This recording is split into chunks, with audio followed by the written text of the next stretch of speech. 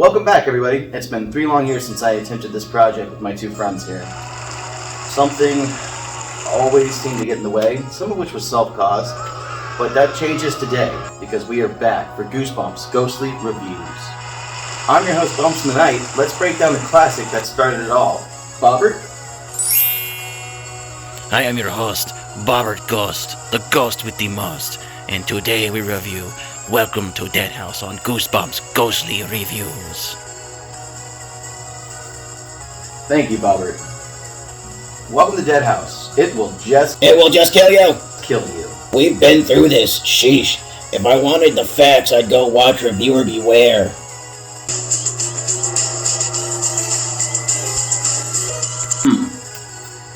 No, yeah, you're right. Anyway, Dead House is a huge staple in the Goosebumps verse. It's a story about zombies, or vampires, maybe ghouls? Yeah, probably ghouls.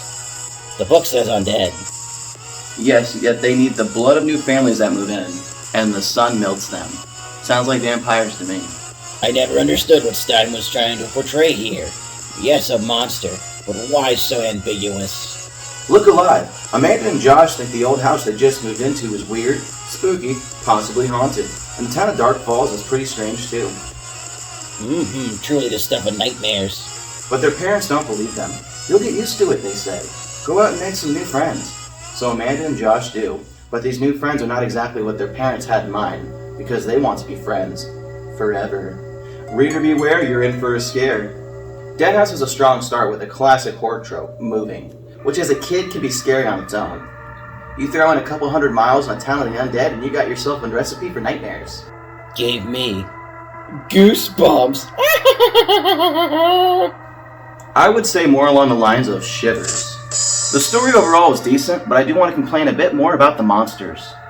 Yes. Please drone on.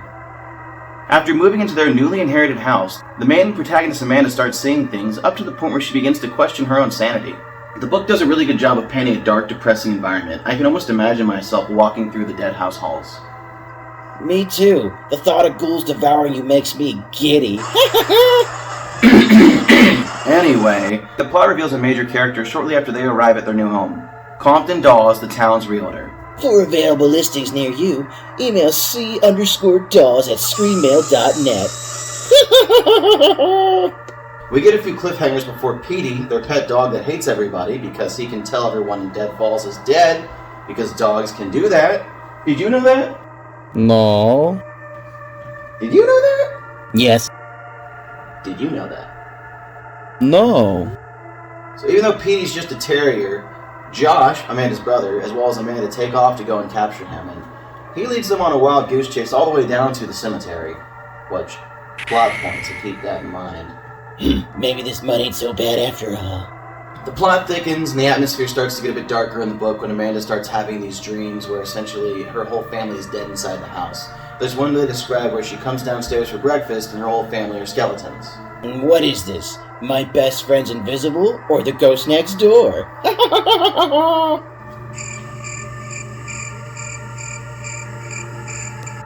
The 2 kids go out and happen to meet a boy who looks like one of the ghosts Amanda's been seeing in the house, whose name is Ray.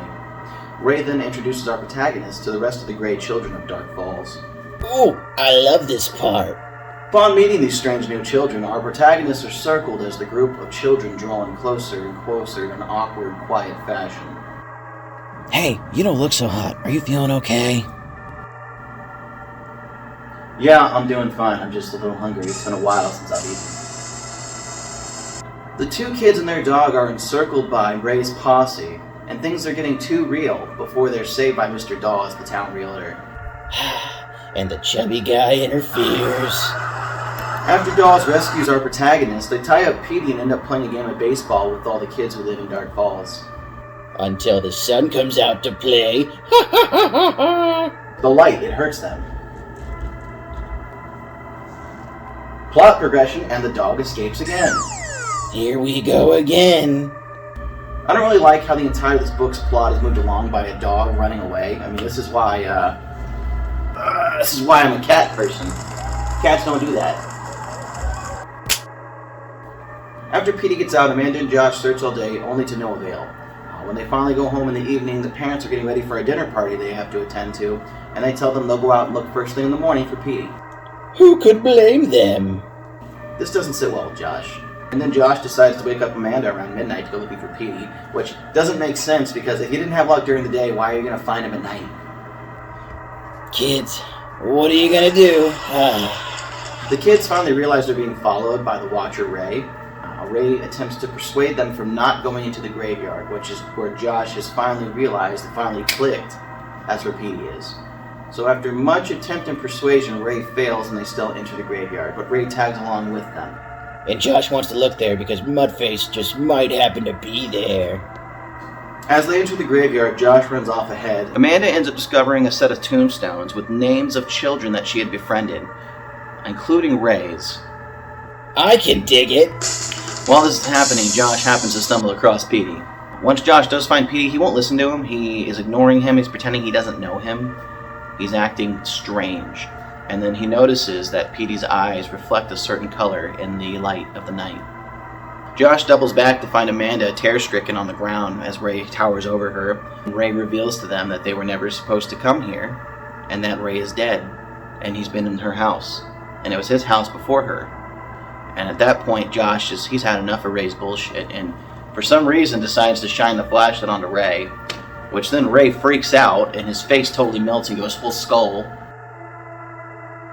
Whoa, maybe these kids are the villains after all. You forgot the part about the amphitheater. Yes, I forgot to mention that they came across an amphitheater as they were looking for Petey in the graveyard, and Amanda thought it was quite strange there was an outdoors amphitheater in the graveyard, and Ray played it off as like, no, it's just where we have town meetings. It's totally normal. You're weird. Ooh, things are finally getting good. Oh, look, we've got a co-host. If it isn't Salem. So after Josh melts the face off of Ray, him and Amanda bail. They forget about Petey completely. They gotta go home. They gotta tell mom and dad they just literally straight up killed a kid with a halogen flashlight. So they get home and no parents, but you know they find there? All their dead friends, especially the ones in the names minus Ray they saw in the graveyard. And at that point, essentially, the kids reveal that they had all lived in that house prior too. It's like a pyramid scheme. Everyone just happens to inherit the house, and then you're there for life and afterlife. So the kids reveal that they need the fresh blood of the living yearly, almost like a ritual. So does that mean this falls into some sort of necromancy? Suddenly, there's a knock at the door. Mr. Dawes saves the day as the ghostly children vanish upon his arrival. He tells Amanda and Josh he knows where their parents are and is willing to take them to them. Mr. Dawes reveals to the kids that he knows exactly what happened to the town and he was afraid this would happen. Mr. Dawes reveals to the kids he used to work in the plastic factory right outside of town, as most of the citizens of Dark Falls did, and one day a yellow gas just came down and swept over the town, and it killed everybody. And they couldn't sleep even though they were dead. So I'm getting some Return of the Living Dead vibes from that. I mean, is anybody else feeling that? We just reviewed that on the War Burrito, but I'm definitely getting some Return of the Living Dead vibes from how these things were made. Actually, now that I think about it, they're undead.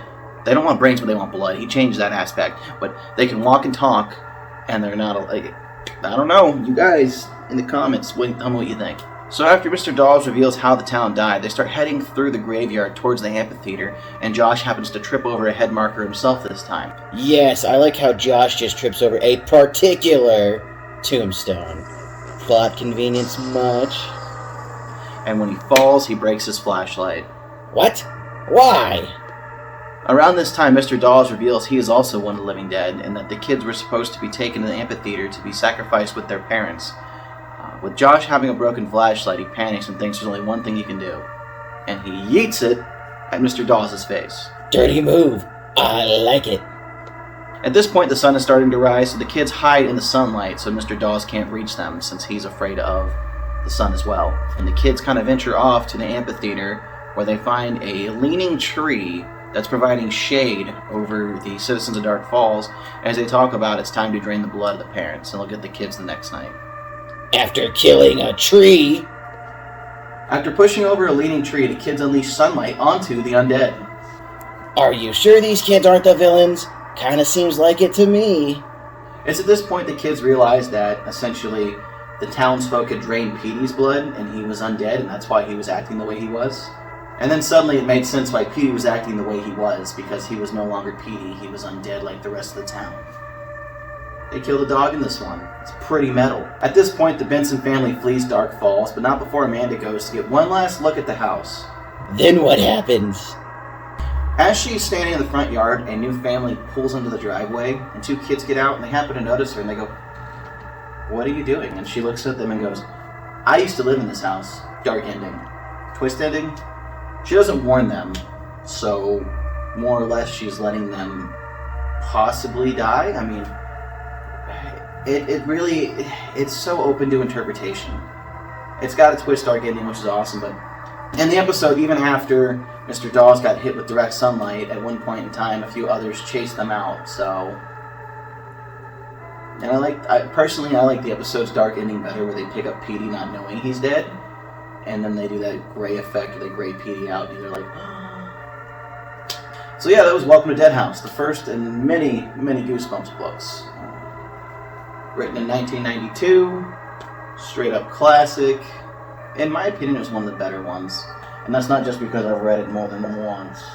If I had to rate this on a scale of 1 to 5, I'd give it a 4. I'd say 4 is a fair number. It wasn't a perfect book, but it was a damn good start to create all these. So, that was my personal opinion. What do you rate it, Slaps? Overall, I liked it. If I was gonna rate it, I'd give it a 6. Wasn't terrible. Just wasn't about me. Very good. This has been Goosebumps Ghostly Reviews. I hope you'll join us next episode as we review... Viewer beware. Stay out of the basement!